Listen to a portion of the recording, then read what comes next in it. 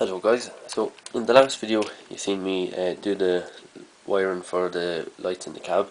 So the next thing we need to do is to add my brake lights and indicator lights, which I'm going to just add to this little warning sign that's on the side of the tractor, and I'm going to add an indicator and a spotlight to this front one as well. So that's the plan for this video. I'll also tidy up the wiring for this servo, put it into the tractor, because I'll also need to run the wiring from the lights back through here as well. Okay, so we're gonna start with this front one. This comes from in here, and I'm just starting with it because it's a little bit simpler.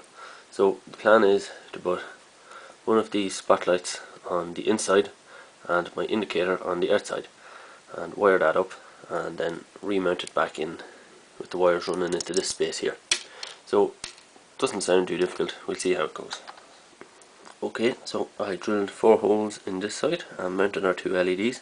So that's my the idea that I want to make happen. I want the spotlight and an indicator on this little stalk. They look a bit strange and they're a little bit out of scale, but it's good enough. Okay, so we have all our LEDs mounted now, and I've cut a notch out of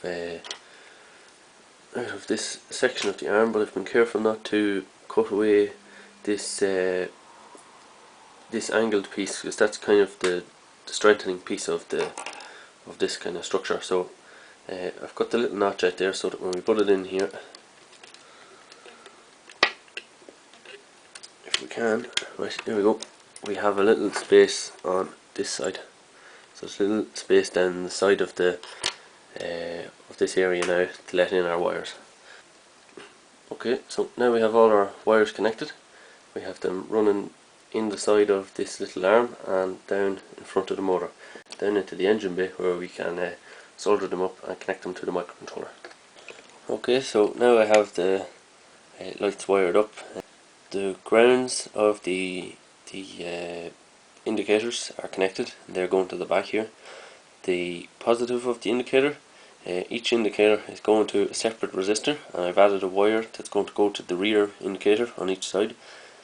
The spotlights, the power has been, or the positive has been connected into the positive of the tractor, and the negative has the 2 negatives have been connected, and they've gone into the middle of the tractor here, where I'm going to install a transistor.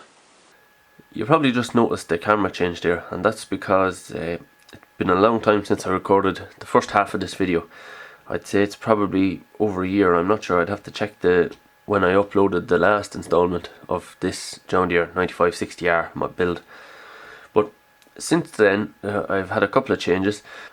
Obviously I left this build that time because I was trying to get the NRF24 radio modules working. I didn't want to finish this until I was sure that the NRF24 radio module was the way I was going to go with the builds. And since then I've had a lot of success with those NRF24 radio modules. So what I'm going to do is obviously upgrade this model, this cab, to install an NRF24 in the cab of this tractor obviously. But also since then I've started working on a diorama of my own, and as a result I've decided that I'm going to switch this to just 4 wheels. I'm going to get rid of the outside wheels. The reason for that is the Massey model that I created, although it's a brilliant model, the steering is really bad. It takes a huge amount of space to turn that model. But I brought this model down to my diorama with with these 4 wheels in this configuration, and it was much easier to drive this large model around than it was to, well, I was only pushing the model around. I broke the gearbox before, and it's not wired up, any of the rest of it, but just pushing it around, I could see that the way that this model pivots here, I can turn much sharper than I can with the Massey and probably with the Fendt model. So what I'm going to do is get rid of the outside wheels and finish this model with just 4 wheels. And in particular I think that's going to be really useful for pulling a low loader that I have, the cane low loader. The weight that's over this front drive wheels is kind of ideal for that kind of thing.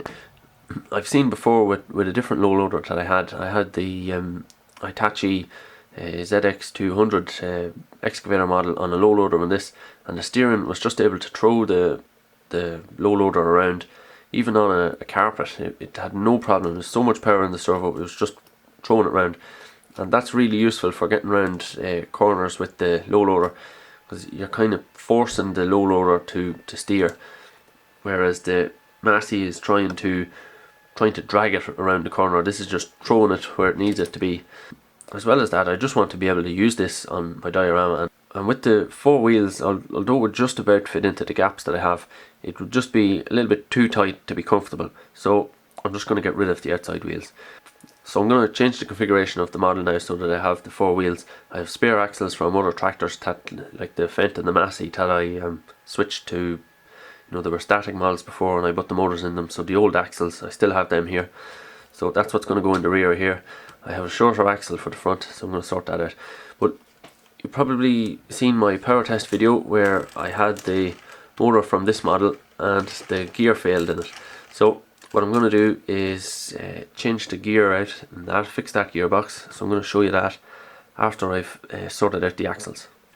I'm also going to have to tidy up this piece when I get around to it. Now that I have the 3D printer, which I didn't have when I was working on this before, I should be able to just print a piece that I can fit in, mount on these three mounting posts here, print a little connecting rod to go there, and it should be pretty simple to, you know, to sort out the rear end of this model now.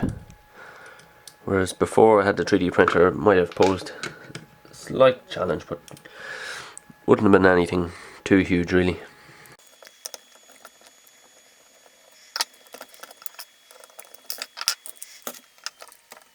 I'm pretty sure I showed you before how to get the hubs out of the wheels. You just push on the axle and one of them will push out.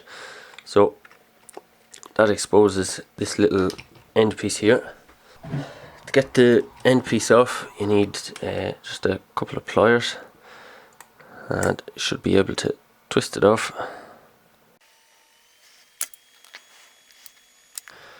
Just like that. Shouldn't, well, it'll take a little bit of force, but not too much. And then you need to get your last.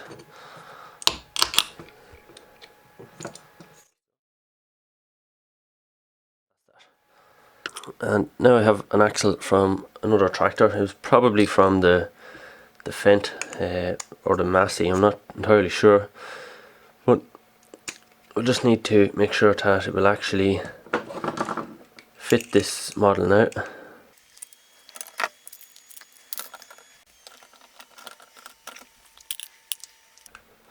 Okay, well, it looks to be the right length, alright, but it might be a thicker diameter axle, so I'll just check with the calipers.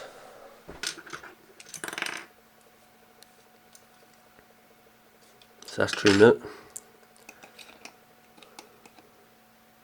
That's 3 mil as well. Okay. So that looks like that'll be a pretty ideal new axle for this. So we can use the end stop from the axle we just removed. We just need to tap that down. Getting this piece on will be a little trickier, obviously. But there is a flange on the inside lip of the little end stop. Now I can't get the zoom to pick that up. I don't think I can focus in on that, but there is a little lip on the inside of that, so you just line that up with your axle and then just tap on the piece back on, and that looks to be all perfect, and that fits back in there. So that's all it took to change the rear wheels. So it's always useful to keep your old axles, even though when you remove them off your static model, hang on to them, because you never know when you might need them.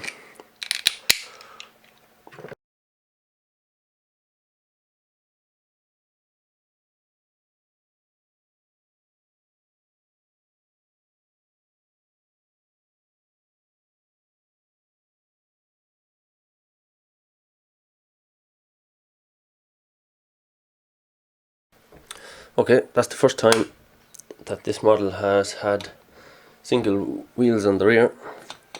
It's clearly much smaller than it originally was, but it's not too bad. At least it will fit around the diorama now. So that was pretty straightforward, and the front of the model should be even easier, as I already had this one apart. I had already modified this whole front end. So we've just a few changes to make to the front. It shouldn't be too big. Obviously I have to fix the drive motor as well.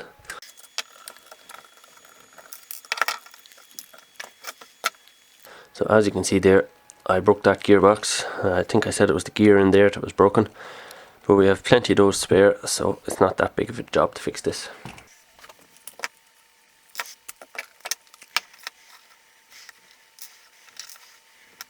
I don't actually have a Tamiya axle short enough, so I'm going to have to cut part of one of these hex shafts. So I actually have quite a few of them, and this is another axle off, I think either the Fendt or the Massey, and it's a little bit too long, so I'm just marking it a little bit shorter, and I'll cut that off because we need a hex shaft to go through the gear in the Tamiya motor.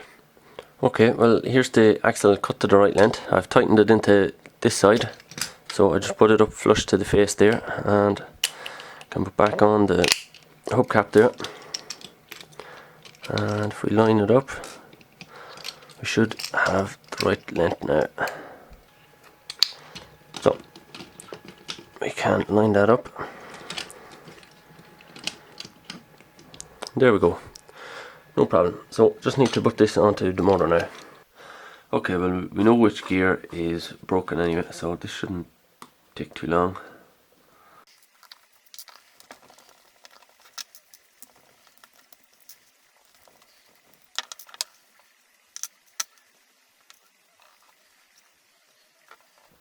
Hopefully you can see there that this gear is clearly missing a few teeth.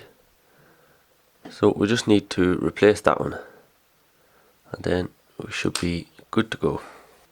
Here's our replacement gear, so we'll just put it all back together.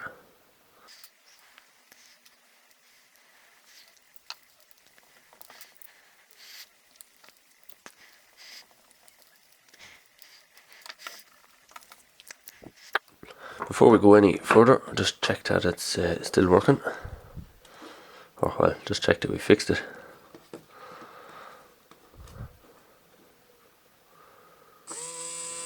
And that looks pretty perfect now, so we can put the whole model back together.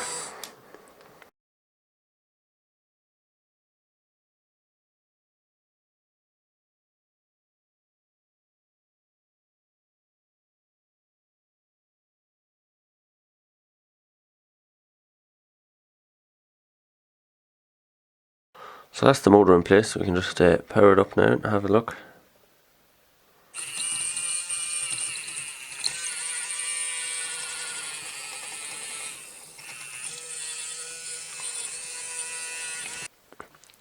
Okay, well that's me kind of caught up to where I was about a year ago, I think. So I'm going to try and get this model finished in the next month or two. The next video you'll see should be me finishing off the lights and probably starting installing the microcontroller inside the body. This model is pretty much all done except the final wiring stages. I just need that the rear LEDs and add the microcontroller, motor driver, and this model should be finished. So it shouldn't take me that much longer. It's usually things like installing the wiring in the cab and things like that takes a long time, but this cab is already done, so it shouldn't be too tricky to get this sorted out. So if you like this build, make sure and hit the like button, and if you have any comments or suggestions, leave them below or leave them in the forum. Like I said, I'll be trying to finish this build in the next month or two, so if you want to see the rest of it, make sure and hit the subscribe button. And that's pretty much everything, so thanks very much for watching.